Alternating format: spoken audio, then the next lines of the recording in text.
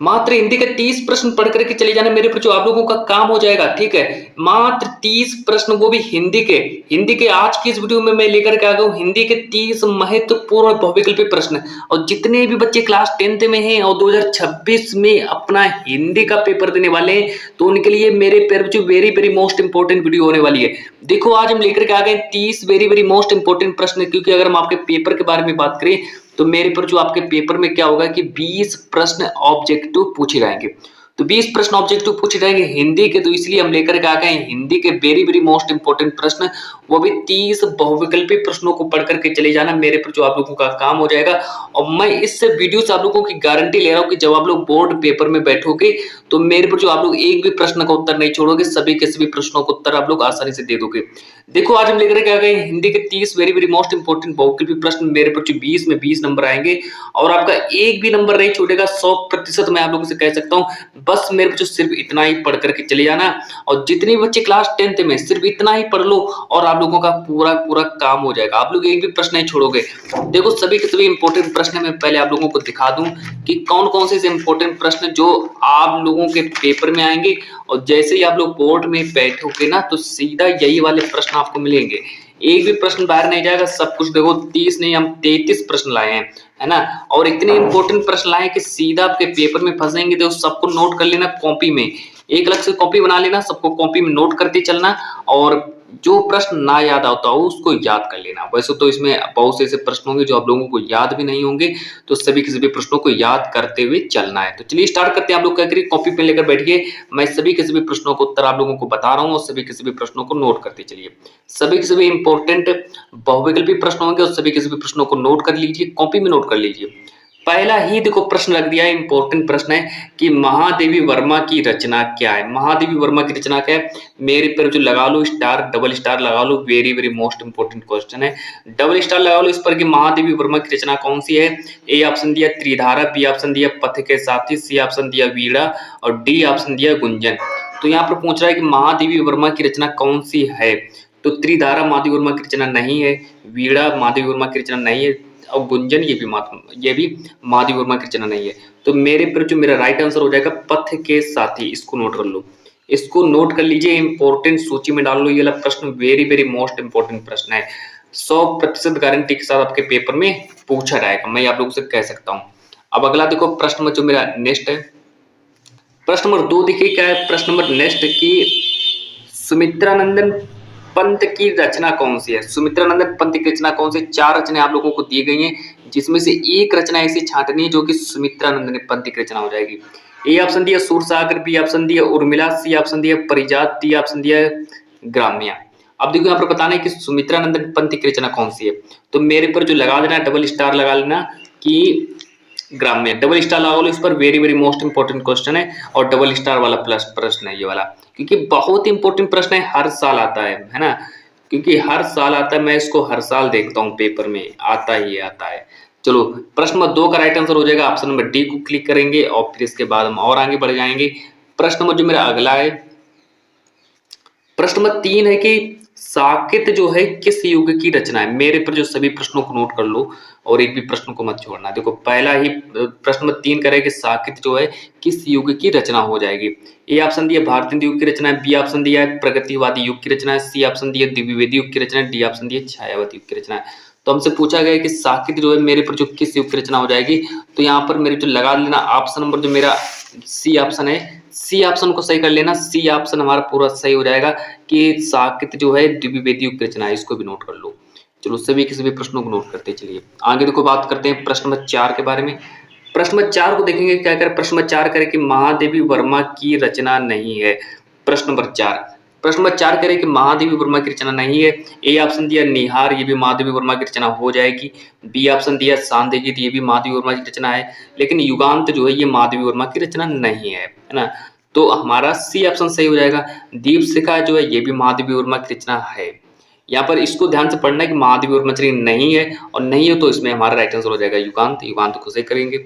आगे देखो बात करते हैं प्रश्न नंबर 5 के बारे में। प्रश्न नंबर 5 को देखेंगे कि परीक्षा गुरु, प्रश्न नंबर 5 की परीक्षा गुरु किस विधा की रचना है। परीक्षा गुरु जो है किस विधा की रचना है। ए ऑप्शन दिया आत्मकथा, और यहाँ पर हमारा बी ऑप्शन दिया एकांकी विधा की रचना, सी ऑप्शन दिया उपन्यास विधा की रचना, डी ऑप्शन दिया रेखा चित्र। तो मेरे पर जो इसका राइट आंसर लगा देना उपन्यास विधा की रचना हो जाएगी। तो ये हमारे थे 5 वेरी वेरी मोस्ट इंपॉर्टेंट प्रश्न, इनका आप लोग स्क्रीनशॉट ले लो या फिर इनको याद करते हुए चलिए। चलो अब आगे देखो बात करते हैं प्रश्न नंबर जो मेरा 6 है। प्रश्न नंबर 6 जो है very very 30 very very important प्रश्न बताएंगे। 30 प्रश्न बताएंगे, वो 30 को याद करके चले आना, मेरे पर जो एक भी प्रश्न नहीं छूटेगा। 20 में 20 नंबर छापोगे, इस बात की गारंटी है।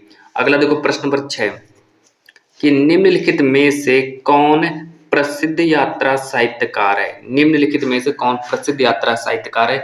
तो मेरे पर जो ए ऑप्शन दिया जयशंकर प्रसाद, बी ऑप्शन दिया राहुल सांकृत्यायन, सी ऑप्शन दिया प्रेमचंद्र, डी ऑप्शन दिया हजारी प्रसाद द्विवेदी। तो हमसे पूछा गया कि निम्नलिखित में से कौन प्रसिद्ध यात्रा साहित्यकार है। तो लगा देना मेरे जो हमारा राइट आंसर हो जाएगा राहुल सांकृत्यायन जो है ये एक प्रसिद्ध यात्रा साहित्यकार है। तो ऑप्शन नंबर जैसे ही ये प्रश्न पेपर में आए तो आप लोगों को राहुल सांकृत्यायन को सही कर देना। अब देखो प्रश्न नंबर 7। प्रश्न नंबर 7 को देखेंगे। प्रश्न नंबर 7 देखो क्या कह रहा है कि भारत दुर्दशा किस विधा की रचना है। मेरे पर जो लगा लो डबल स्टार वाला प्रश्न है, वेरी वेरी मोस्ट इंपोर्टेंट प्रश्न है कि भारत दुर्दशा किस विधा की रचना है। ए ऑप्शन दिया जीवनी विधा की रचना है, बी ऑप्शन दिया आत्मकथा विधा की रचना है, सी ऑप्शन दिया रेखा चित्र, डी ऑप्शन दिया एकांकी। तो इसका जो राइट आंसर हो जाएगा ऑप्शन नंबर डी पूरा सही हो जाएगा, मतलब कि जो भारत दुर्दशा जो है एकांकी विधा की रचना हो जाएगी। तो प्रश्न नंबर 7 का डी ऑप्शन सही हो जाएगा। नोट कर लो, इसको कॉपी में नोट कर लीजिए, जल्दी जल्दी से नोट कर लीजिए। आगे देखो बात करते हैं मेरे पर जो प्रश्न नंबर 10, प्रश्न नंबर 8 के बारे में बात करेंगे। प्रश्न नंबर 8 देखो क्या कह रहा है। प्रश्न नंबर 8 कह रहा है कि राग दरबारी रचना के उपन्यासकार कौन है। राग दरबारी जो रचना है इसके उपन्यासकार कौन है। ए ऑप्शन दिया कमलेश्वर, बी ऑप्शन दिया अज्ञे जी, सी ऑप्शन दिया श्री लाल गुप्त, डी ऑप्शन दिया नरेंद्र मेहता। अब देखिए प्रश्न डबल स्टार वाला प्रश्न है, ये ट्रिपल स्टार वाला प्रश्न है, क्योंकि बहुत ही इंपॉर्टेंट प्रश्न है, जरूर आएगा, 100% आएगा। अब इसका राइट आंसर हो जाएगा मेरे पर जो कि यहाँ पर हमारा राइट आंसर हो जाएगा option number C Shrilal Gupta. Raag Darbari के लेखक हो जाएंगे श्रीलाल गुप्ता जी हो जाएंगे। अब आगे देखो बात करते हैं प्रश्न नंबर 9 के बारे में। प्रश्न नंबर 9 को देखेंगे। प्रश्न नंबर 9 हमसे कह रहा है कि तितली जो है कृति, तितली जो हमारी रचना है, तितली जो है किस विधा की रचना है। तितली जो है किस विधा की रचना है। तितली ए ऑप्शन दिए कहानी विधा की रचना है, बी ऑप्शन दिए जीवनी विधा की रचना है, सी ऑप्शन दिए उपन्यास विधा की रचना है, डी ऑप्शन दिए नाटक विधा की रचना है। तो हमसे पूछा है कि तितली जो है किस विधा की रचना हो जाएगी। तो मेरे पर जो लगा देना उपन्यास विधा की रचना हो जाएगी। तो तितली जो है उपन्यास विधा की रचना हो जाएगी, ये हमारा राइट आंसर हो जाएगा। अब देखो आगे बात करते हैं प्रश्न नंबर 10 के बारे में। प्रश्न नंबर 10 को देखेंगे क्या कह रहा है। प्रश्न नंबर 10 मेरे तरफ जो हमसे कह रहा है कि लहरों के राजहंस के लेखक का नाम बताइए। लहरों के राजहंस के लेखक का नाम बताइए। ए ऑप्शन दिया मोहन राकेश, बी ऑप्शन दिया गुलाब राय, सी ऑप्शन दिया प्रेमगंज, डी ऑप्शन दिया रामधारी सिंह दिनकर। तो हमसे पूछा है कि लहरों के राजहंस के लेखक कौन है। तो मेरे पर जो देखो वेरी वेरी इंपॉर्टेंट प्रश्न है, वेरी वेरी मोस्ट इंपॉर्टेंट प्रश्न है, इसमें से आप लोग हमेशा याद रखना मोहन राकेश को। जैसे ही प्रश्न ये वाला पेपर में आए तो आप लोगों को सिर्फ और सिर्फ किस पर क्लिक करना है, सिर्फ और सिर्फ आप लोगों को मोहन राकेश पर ही क्लिक करना है। आगे देखो बात करते हैं प्रश्न नंबर 11 के बारे में। प्रश्न नंबर 11 को देखेंगे कि प्रश्न नंबर 11 देखो क्या कह रहा है हमसे। प्रश्न नंबर 11 हमसे कह रहा है कि गेहूं और गुलाब किसकी रचना हो जाएगी। गेहूं और गुलाब किसकी रचना हो जाएगी। मेरे तरफ जो वेरी वेरी मोस्ट इंपॉर्टेंट प्रश्न है कि गेहूं और गुलाब किसकी रचना हो जाएगी। तो ए ऑप्शन दिया राम विलास शर्मा, बी ऑप्शन दिया प्रेमचंद्र, सी ऑप्शन दिया राम वृक्ष बेनीपुरी, डी ऑप्शन दिया महादेवी वर्मा। तो हमसे पूछा गया कि गेहूं और गुलाब किसकी रचना है। तो मेरे पर जो लगा देना ऑप्शन नंबर सी को सही करके चले आना, राम वृक्ष बेनीपुरी को सही करके चले आना, एक नंबर कोई नहीं काट पाएगा। अब देखो आगे बात करते हैं प्रश्न नंबर जो मेरा अगला है प्रश्न नंबर 12। प्रश्न नंबर 12 को देखेंगे मेरे पर जो प्रश्न नंबर 12 देखो कि हजारी प्रसाद द्विवेदी के लेखक कौन है। हजारी प्रसाद द्विवेदी के लेखक कौन है। देखो यहाँ पर 4 ऑप्शन देखो दिए गए हैं। ए ऑप्शन दिया पानी के प्राचीर के, बी ऑप्शन दिया बूंद और समुद्र के, सी ऑप्शन दिया आपका बंटी के, डी ऑप्शन दिया बाणभट्ट की आत्मकथा। तो हमसे पूछा है कि हजारी प्रसाद द्विवेदी के लेखक कौन हो जाएंगे। तो मेरे पर जो इसका ऑप्शन नंबर डी को सही करके चले आना, मतलब बाणभट्ट की आत्मकथा। बिल्कुल इसको जड़ से याद कर लो, बिल्कुल भी मत भूलना, इसको जड़ से पूरा याद कर लो, क्योंकि ये प्रश्न 100% आप लोगों को बोर्ड में मिलेगा, 100% मिलेगा, कोई नहीं रोक पाएगा इसको। प्रश्न नंबर 12 को आगे देखो बात करते हैं प्रश्न नंबर 13। प्रश्न नंबर 13 को देखेंगे। प्रश्न नंबर 13 देखो क्या कह रहा है कि निम्नलिखित में से निम्नलिखित में से शुक्ल युग के लेखक कौन है? तो निम्नलिखित में से शुक्ल युग के लेखक कौन है? तो मेरे पर जो वेरी वेरी मोस्ट इंपॉर्टेंट प्रश्न है कि शुक्ल युग के लेखक कौन है, तो यहाँ पर हमसे शुक्ल युग के लेखक पूछे गए। तो लगा देना ऑप्शन नंबर बी को सही कर लेना, श्याम सुंदर दास जो है शुक्ल युग के लेखक हो जाएंगे, श्याम सुंदर दास ना। तो ऑप्शन नंबर बी को सही करके चले आना, 1 नंबर मिल जाएगा आपको। आप देखो आगे बात करते हैं प्रश्न नंबर 14 के बारे में। प्रश्न नंबर 14 यानी कि प्रश्न नंबर 14 देखो क्या कह रहा है हमसे। प्रश्न नंबर 14 हमसे कह रहे हैं कि निम्नलिखित में से कौन सर्वनाम है? सर्वनाम देखो कौन है, वेरी वेरी मोस्ट इंपोर्टेंट प्रश्न, वेरी वेरी मोस्ट इंपोर्टेंट प्रश्न, हर साल आने वाला प्रश्न है। ए ऑप्शन दिया काला, बी ऑप्शन दिया छोड़ा, सी ऑप्शन दिया वह, डी ऑप्शन लड़का। तो हमसे पूछा गया कि निम्नलिखित में से कौन सर्वनाम है? तो मेरे पर जो वह जो शब्द है ये सर्वनाम है, मतलब कि ऑप्शन नंबर सी हमारा सही हो जाएगा। चलो बात करते हैं प्रश्न नंबर 15 के बारे में। प्रश्न नंबर 15 को देखेंगे क्या कह रहा है। प्रश्न नंबर 15 कह रहा है कि भाववाच्य में प्रधानता होती है, मतलब कि भाववाच्य में किसकी प्रधानता होती है, ये हमसे पूछा गया। ए ऑप्शन दिया कर्ता की प्रधानता होती है, बी ऑप्शन दिया क्रिया की प्रधानता होती है, सी ऑप्शन दिया कर्म की प्रधानता होती है, डी ऑप्शन इनमें से कोई नहीं।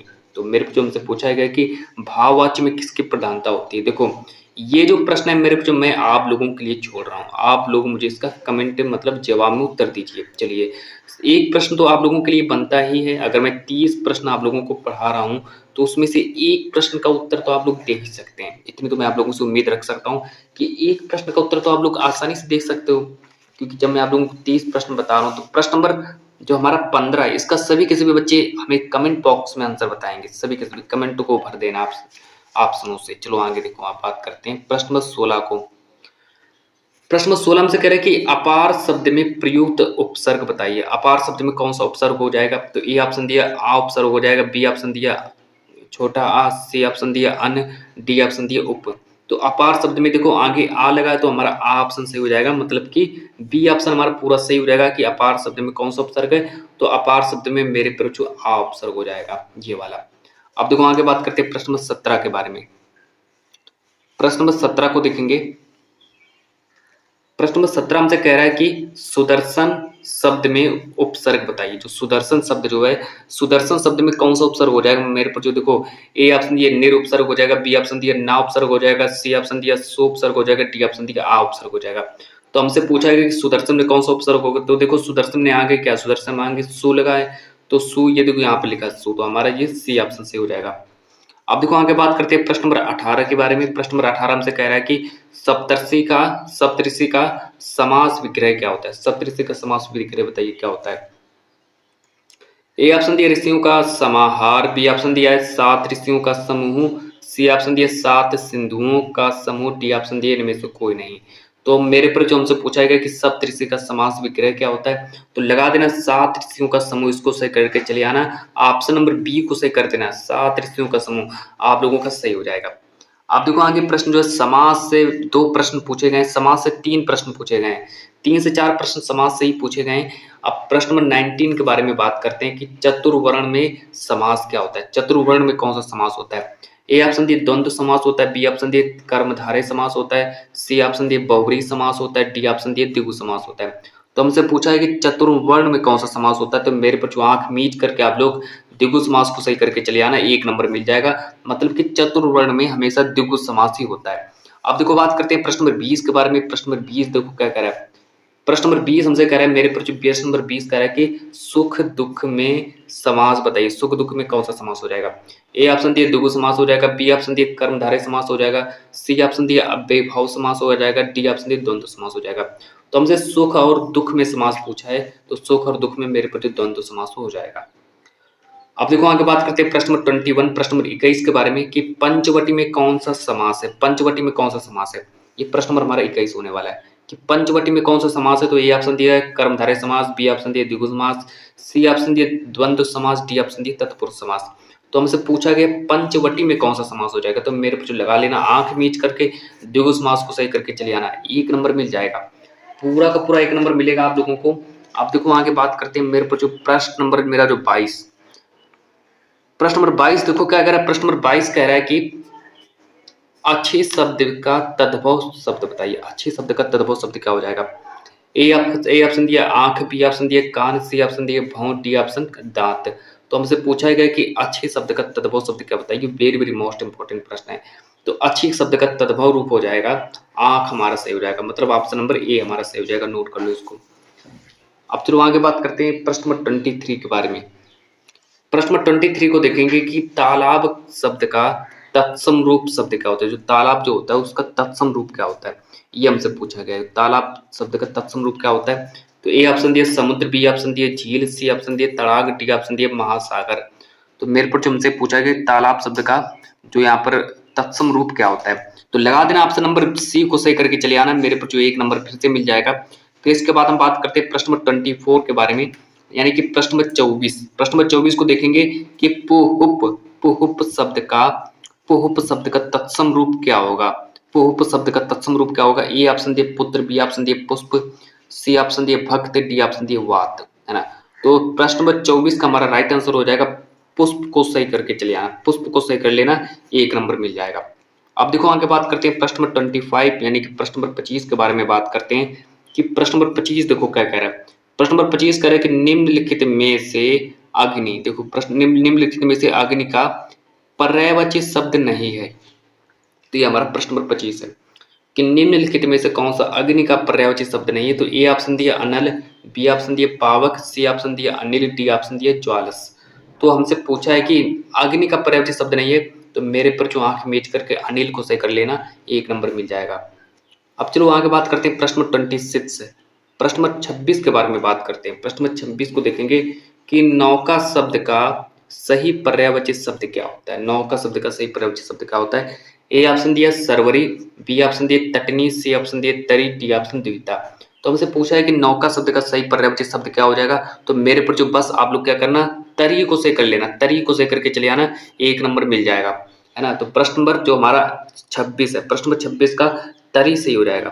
पूछा है कि नौका शब्द का सही पर्यायवाची शब्द क्या होता है, तो नौका शब्द का मेरे पर जो सही पर्यायवाची शब्द हमारा तरी हो जाएगा। चलो आगे बात करते हैं प्रश्न नंबर 27 के बारे में। प्रश्न नंबर 27 को देखेंगे। प्रश्न नंबर 27 हमसे कह रहा है कि मछली का पर्यायवाची शब्द क्या होता है। मछली का पर्यायवाची शब्द क्या होता है? ए ऑप्शन दिया द्विज, बी ऑप्शन दिया रसना, सी ऑप्शन दिया मीन और मूढ़। तो लगा लेना मीन जो है ये मछली का पर्यायवाची शब्द होता है, मीन, है ना। तो प्रश्न नंबर 28 देखो कि तुमसे सोया नहीं जा सकता, तुमसे सोया नहीं जा सकता वाक्य में वाच्य बताइए। तो वाक्य में कौन सा वाच्य हो जाएगा? तुमसे सोया नहीं जा सकता वाक्य में कौन सा वाच्य हो जाएगा? तो मेरे पर जो आप लोग क्या करना, सिर्फ और सिर्फ आप लोग इसमें भाववाच्य को से कर लेना। भाववाच्य हमारा पूरा सही हो जाएगा, मतलब तुमसे सोया नहीं जा सकता, तो इसमें हमारा भाववाच्य हो जाएगा। तो ये हमारे थे प्रश्न नंबर 28। 28 प्रश्नों के बारे में बात कर चुके हैं। प्रश्न नंबर 29 को देखेंगे।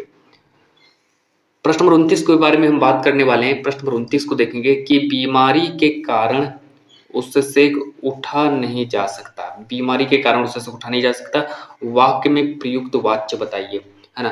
तो मतलब अगर कोई व्यक्ति बीमार है, उससे उठा नहीं जा रहा है, तो उसमें कौन सा वाच्य हो जाएगा? बस आंख मीच कर भाववाच्य को सही कर लेना, 1 नंबर मिल जाएगा। चलिए अब आगे बात करते हैं प्रश्न नंबर 30 के बारे में। प्रश्न नंबर 30 देखो क्या कह रहा है। प्रश्न नंबर 30 कह रहा है कि चलिए अब सो जाएं, चलिए अब सो जाएं वाक्य में प्रयुक्त वाच्य कौन सा है? चलिए अब सो जाएं वाक्य में प्रयुक्त वाच्य कौन सा है? ए ऑप्शन दिया कर्तवाच्य, बी ऑप्शन दिया भाववाच्य, सी ऑप्शन दिया कर्मवाच्य, डी ऑप्शन दिया इनमें से कोई नहीं। तो मेरे पर बस आंख मीच करके कर्तवाच्य को से कर लेना, 1 नंबर मिल जाएगा कि निम्न चलिए अब सो जाएं वाक्य में कौन सा वाच्य है, तो कर्तवाच्य हमारा सही हो जाएगा। चलो आगे बात करते हैं प्रश्न नंबर 31 के बारे में। प्रश्न नंबर 31 को देखेंगे। प्रश्न नंबर 31 हमसे कह रहे हैं कि स्थानवाचक क्रिया विशेषण है। तो स्थानवाचक क्रिया विशेषण क्या हो जाएगा? ए ऑप्शन दिया प्रतिदिन, बी ऑप्शन दिया बहुत, सी ऑप्शन दिया आसपास। तो प्रश्न नंबर 31 का हमारा राइट आंसर हो जाएगा आसपास, हमारा पूरा सही ऑप्शन हो जाएगा। मतलब कि स्थानवाचक क्रिया विशेषण क्या होता है, तो हमारे मेरे पर जो आसपास पूरा सही हो जाएगा। चलो आज की वीडियो के लास्ट 2 प्रश्न और देख लो, फिर यहाँ से आपकी वीडियो को समाप्त किया जाए। प्रश्न नंबर 32 हमसे कह रहा है कि भाववाच्य में प्रधानता होती है। तो भाववाच्य में किसकी प्रधानता होती है?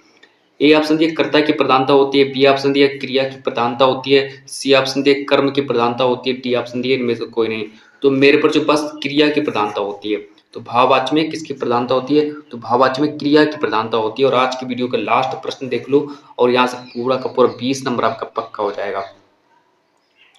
प्रश्न नंबर 33 हमसे कह रहा है कि जिनके अलग अलग रूप वाक्यों में मिलते हैं, किनके अलग अलग रूप वाक्यों में मिलते हैं? ए ऑप्शन दिया विकारी शब्द के मिलते हैं, बी ऑप्शन दिया प्रत्यय पद के मिलते हैं, सी ऑप्शन दिया अविकारी पद के मिलते हैं, डी ऑप्शन दिया अव्यय के मिलते हैं। तो हमसे पूछा गया कि जिनके अलग-अलग रूप वाक्य में मिलते हैं उनको क्या कहते हैं? तो उनको हम विकारिक पद कहते हैं। बस 33 प्रश्न थे, 33 प्रश्नों को रट लो, अच्छे से रट लो और पेपर होने तक इनको सही से पढ़ डालो। जब तक आप लोगों का पेपर ना हो हिंदी का, इन सभी प्रश्नों को याद कर डालो। मेरी आप लोगों से 100% गारंटी है कि 20 में 20 नंबर करके आओगे। चलो जब तक के लिए आज की इस वीडियो को मैं इतना ही रखता हूँ।